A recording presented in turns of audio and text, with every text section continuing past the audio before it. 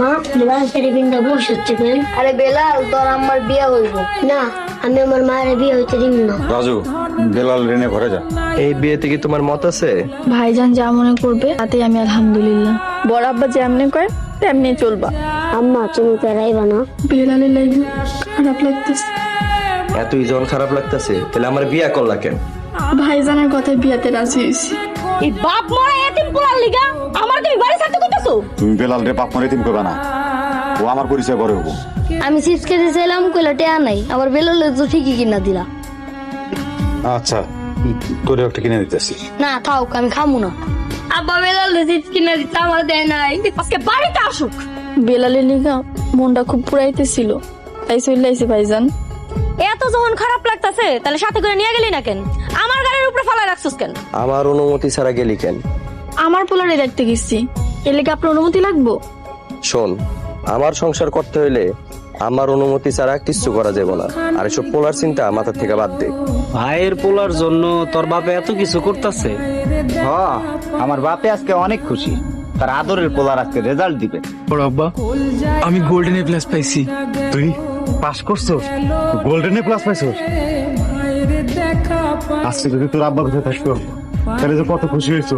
বললাম তোমার পোলা নাকি ঢাকা থেকে ভালো রেজাল্ট করে বাড়িতে আইছে। বেলাল আইছে? ইউনিভার্সিটিতে ভর্তি হইতে তোর কত টাকা লাগতে পারে? বড় আব্বা, ওর টাকা তো অনেক লাগবে।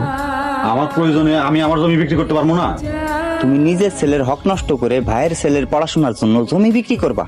তুমি এত পাষাণ কেন? ভাই, তুমি এই কথা কইতে পারলা? আমি তোমার দুশ্মন? এই, তুই আমার পোলারে ভাই কবি না। আমার পোলার জীবনটা তুই নষ্ট করে ফেলাইছস।